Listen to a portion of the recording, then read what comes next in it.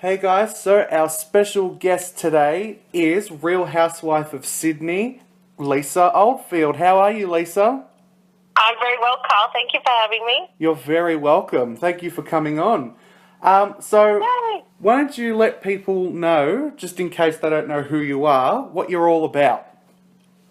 Oh gosh, where do I start? I think I need a psychiatrist couch for that one. So I've been married to my husband David for 17 years. I have two little boys, Henry and Albert, who we call Harry and Bert. It's Harry the heartbreaker and Bert the jawbreaker. I have worked in technology for the last 22 years, helping mainly American companies set up their presence here in Australia, and also helping to buy and sell technology companies. So typically, you might have a successful tech company that's family-owned.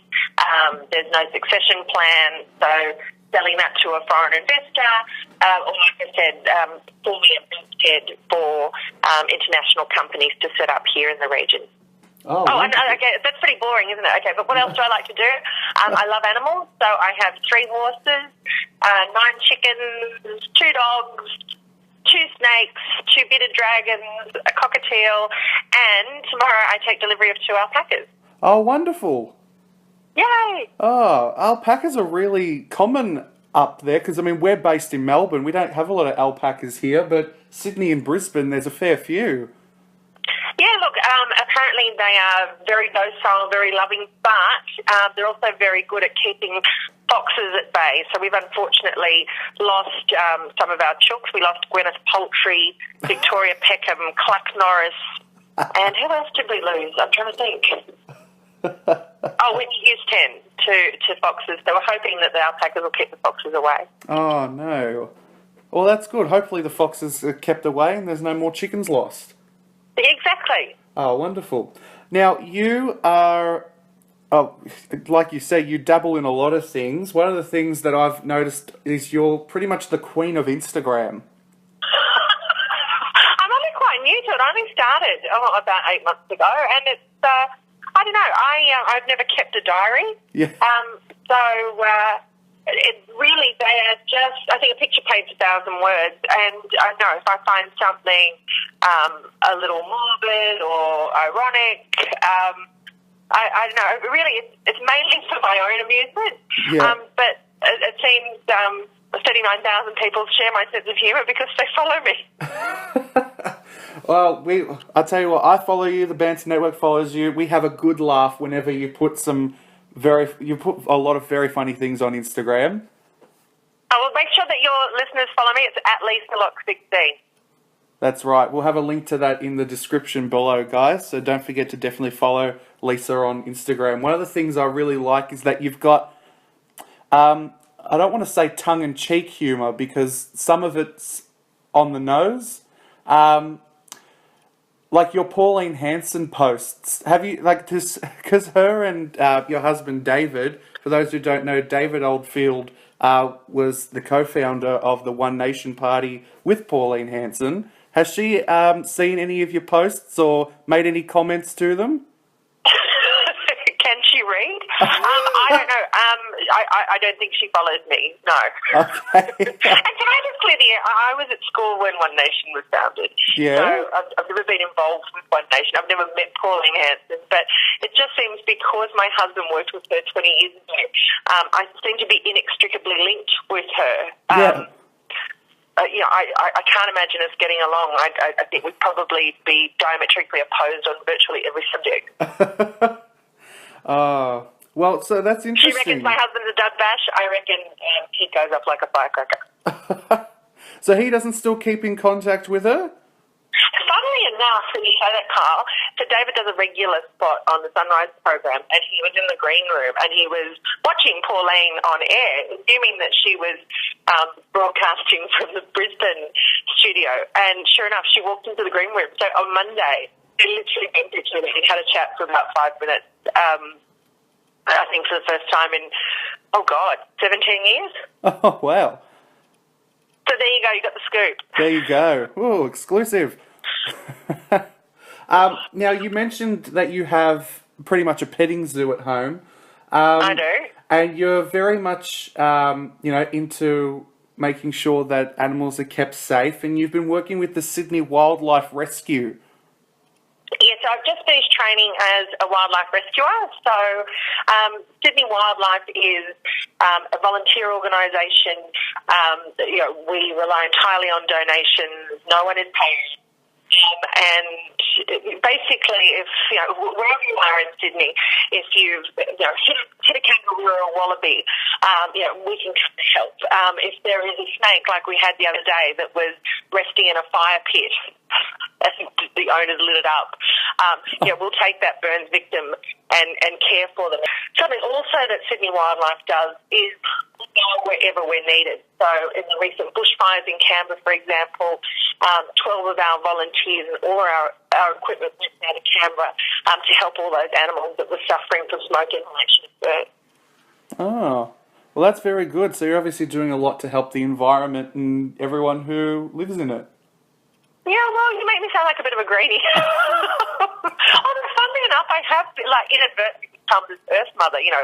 Obviously, we have our fresh eggs from our chickens every morning. We're very fortunate that we live on 4 acres here in Sydney. So we do our composting, we grow our own vegetables, we totally self-sufficient in terms of solar energy. So, I guess I have become a bit of a greenie. Oh, good. But yeah, I'm not going to start smoking pot and grow dreadlocks or anything. That would be funny. I'm expecting that now, yeah? Yeah, season 2. Hippie Lisa for season 2. And also, not only are you very active on Instagram and very active when helping the wildlife in Sydney, but you're also a very big ambassador for Thermomix. I went up as an ambassador. It's just, it was fun. I'm a working mum. I love to cook. I like to make sure that my kids and my husband eat really well. But I was so time poor, and I had a lady who had been a client of mine that we'd worked with in the tech world, and she had taken time off to become a mum, and she'd become this Thermomix, calling me. Let's have a look at this Thermomix. And I thought, for Christ's sake, I have every conceivable kitchen appliance and accoutrement. So when she was saying, it does this, that, and the other, whatever. Anyway, just finally to shut her up, I let her come over and do this demo for us, and it was amazing. She cooked 6 meals in the space of half an hour, which were of fantastic quality, and I couldn't help but buy it. But funnily enough, I ended up selling a lot of things like my bread maker, my ice cream maker, my mix master, because the Thermomix replaced all of that. So it just, like I said, for a time poor person, it's an amazing device. And I actually have 2 now, and they have both on high rotation. Even David can use them. David, being a bit of a purist, because he's just come off Hell's Kitchen with Marco Pierre White. But no, whip up all sorts of treats in the Thermomix. Oh, good. Well, I know we've got I'd never heard of it up until about 2 years ago. Because when I came to my girlfriend's place for the first time, and I think we made ice cream in it. It does delicious ice cream. Yeah, it's beautiful, and we use it for everything now. When we go to New Zealand or Fiji, we have a holiday house in Fiji. The Thermomix gets packed up and is my onboard luggage. I don't go anywhere without it. Oh, that's good. They're a wonderful machine, and they do everything. Yeah, those bloody Germans, they can't win a war, but Christ, they can make kitchen appliances. Oh, no. All right, well, now let's have a little talk about one of the big issues that's going on in our country at the moment. It's all about the postal plebiscite that's going to be making its way to letterboxes around the nation. For those of you who've been living under a rock, the postal plebiscite is a document that we will get to vote whether or not we allow politicians to vote based on their own values rather than the values of the parties that they are associated in when it comes to voting for same-sex marriage equality here in Australia. So, Lisa, you're a big supporter of the LGBTQI community. Yeah, and lots of friends within the community. And look, I have to say that probably up until about 3 or 4 years ago, I was largely indifferent to the issue. Like, I would have always voted yes. Like, I never saw a problem with it. But to me, things like border security or economy were far more important than marriage equality. And then, I guess, as I saw my best friend, Gay Dave, and please don't think I'm being homophobic. We call him Gay Dave because he hates being called Fat Dave. But he met and fell in love with his partner, Kyle, and then are engaged. And it was interesting seeing the attitudes that some people held towards their relationship and their desire to get married. And I saw Kyle being such a stabilising influence on David that I thought, you deserve to be as miserable as Oldfield and I. So the more and more I spoke to people, and just these wonderful couples, including couples, same-sex parents, same-sex families, who have fostered children, and just thought, how incredibly deserving they are of the right to call their significant other their husband or their wife. Yeah. And to think that basically every other Western nation has marriage equality, and the sky hasn't fallen. I just feel like we're so backwards. Yeah. But I think the postal plebiscite, what I've been really disappointed about this year, apart from the fact that it's going to cost an absolute fortune, is just the hate speech that we're seeing from the no side of the fence. And I made the conscious decision to speak out because I thought, in 20 years' time, I want to be able to look Harry and Bert in the face and say, you know what, I'm because this is a basic human rights issue. But even now, I have copped hate. In fact, between you and me, I nearly gave up on the whole thing and was going to resolve to stay quiet on it from this point forward because one of my children was uninvited from a birthday party because their parents felt uncomfortable that I was such a passionate supporter. And I thought, how can I do this to my children? I'll just give up. But then I thought to myself, well, this is only a taste of the hate that same-sex families and same-sex couples experience every day. And when I sat down with my sons and said, well, look, this is why the decision has been made for you to be uninvited to the party, they both very wisely and very quickly observed that the problem wasn't with mummy supporting love. It was the problem of this particular parent who was supporting hate. Yeah. And my eldest son actually said, why would someone hate you because you're fighting for love? And I don't think I've ever heard it so succinctly from the mouth of faith. Yeah. Well, it's a very interesting, I guess, dynamic, that whole idea of, there are people who are so scared of, I guess, this idea of change. But like you say, there's countless countries, other Western societies around the world who have embraced same-sex marriage equality. The Netherlands, Spain, New Zealand, Norway, crazy. Brazil. You can start wrapping them up. Luxembourg, Sweden. It's incredibly myopic, and that argument really sticks in the core where people say, marriage has been between a man and woman for the ages. Well, it was only a couple of centuries ago that we were burning strange women for being witches. It doesn't mean that's the right thing. This is about an evolution of society, and I'm sorry that I feel very sorry for those people that they can't see that they can't get over their own prejudice and fear. But by the same token, and I've counselled a number of my friends in the LGBTIQ community plus their allies. Yeah. Don't fight hate with hate. No one ever convinced somebody to vote yes by calling someone a homophobe or a redneck or, we need to take the moral high ground. Let these dickheads put posters out about purporting all the horrible statistics that are completely incorrect. Yeah. But let's engage in rational, calm argument. the fact that we have such powerful precedents in same-sex marriage being approved in so many other countries, I think puts us in a very powerful position. But we can't be innocent either. We need to... this is something we need to fight. We need to make sure that people are encouraged to vote. We need to make sure that they do fill in those forms. And then we need to put pressure on our members of parliament to stick with it. If they're going to spend $122 million worth of our taxpayers' money, exactly. It better not be for naught. Yeah, for sure. Sorry, rant over. Well, we do actually have, so from ITD Events, who's actually really big in the drag scene, have a lot of drag race girls from the States come over here and do some shows.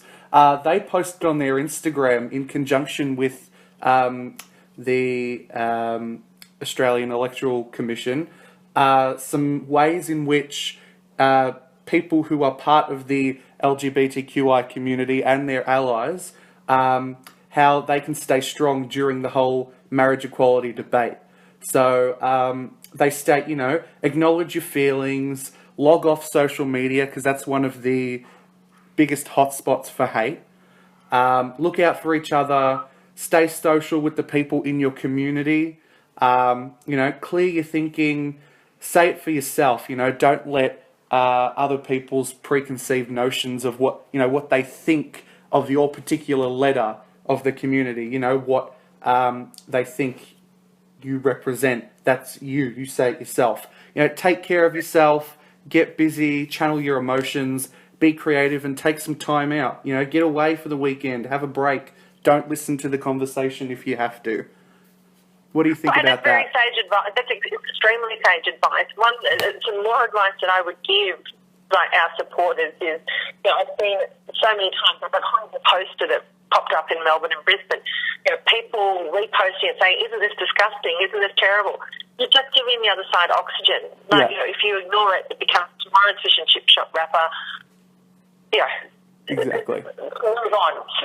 Spread love, not hate. Exactly. Don't forget, everybody, that if you do find yourself in a hard spot during this entire marriage equality debate leading up to the decision by our elected members of parliament, there are lots of people that you can go to for support here in Australia. There's lots of numbers you can ring, and Helpline's one of them. If you're having trouble, there's people like Beyond Blue, Headspace you can talk to, and we'll have a whole list linked in our description. And you can always come to Auntie Lisa for a hug. That's right. She's always open for business, Lisa. You make me sound like Christy March. Now, I wanted to go back to the Real Housewives because I've heard a couple of rumours about a second season and spin-offs, and I just want you to clear the air now. Have you been approached for a second season of the Real Housewives of Sydney? We have, but look, nothing's been inked. So the production company, Matchbox, all ready to go ahead. Okay. They're just waiting for it to be renewed by Foxtel. So, look, I was in two minds about going back into it, but I think, time heals all wounds. And, I think we're waiting for round two. Oh, good. I hope next time it's not as adversarial. I am not naturally an adversarial person, and this is something that frustrated me about Housewives. I thought the very worst out of me. It's such a strange construct that if somebody, who was rude and disrespectful, if you met someone like that, you would just resolve not to see them again, or if you did see them again, give them a wide berth. But it meant that we had to, people that just naturally would never have gotten along. I consider myself an intellectual, and I judge people on and their intellect and their attitude, and that was anathema to some of the other women who, for them it was being seen with the right people or with the right bag, or, did you know so-and-so is the heiress to such and such a fortune? Something I don't give a fuck about. And it's very hard to get originally I thought they were joking. I thought, really, do women actually have dress code for lunch. They're, I've been incredibly successful, but I wasn't successful sitting on my ass. This is the first time in my life I've actually taken time off to go for a ladies' lunch during the day. First time, I'm working till 9, 10 o'clock at night. It's. I think I need to have a chat with Dave whether I go back for round 2.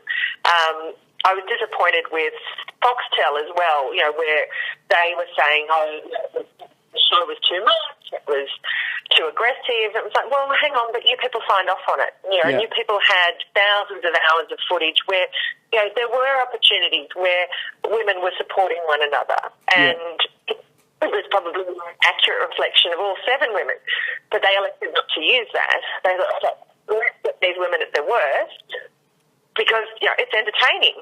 But then you can't then come back and blame the cast when you picked the worst bit.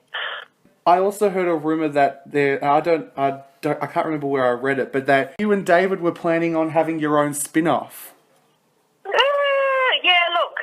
We've been approached by a couple of different production companies, not necessarily even reality TV. I've been approached to host a series of documentaries focused on social media, like the pros, the cons, the good, the bad, and the ugly, which I think would be fantastic because I've seen all 3. Who knows what will happen? We just do this sort of stuff for shits and giggles.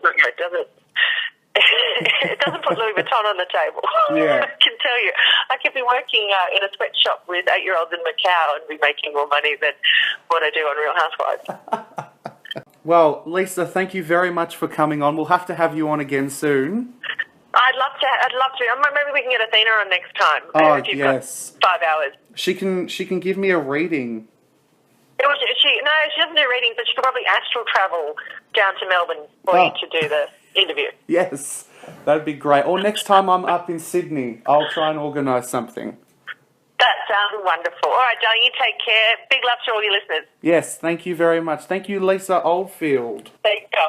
Now, everyone, before we go, I just wanted to give a little bit of a quick rundown of what's going to happen when you get your survey vote form in the mail. So what will happen is you'll get a form, much like the one that pops up on your screen right now. And then what you're going to do is you're going to tick either the yes or the no box. I know what box I'm ticking. And then what you're going to do is you're going to post it back to the address in the return envelope that was also sent to you ASAP. So make sure that you get it, and they're rolling out as this video. Actually, I think the date that this video is put out, they're starting to get rolled out. So you have until, I think, mid-October until you can actually send the forms back. So make sure you do that as soon as possible. And then one thing that you've also got to remember is that you're not allowed to scribble or write your own message or anything on it, because if you do, your vote will not be counted. Your form will be invalid. So make sure that you don't do anything like that on there. And also, you may want to post a photo online showing that you did vote. If your barcode is put online, your form will also not be seen as valid, as that is a unique code to the person who is enrolled. So if you are posting a picture online saying that you voted, don't put a picture of your form, because if that barcode is shown online, they can't verify that it's your vote, or that vote could be changed. So make sure that you don't post that. Anyway, guys, so like I said, Lisa's information is down in the description below, as well as call centres and other helplines that you can call during this entire process. And also don't forget to like this video, subscribe to the Banter Network, and watch all of our awesome videos. So we'll see you guys in the next episode. Bye.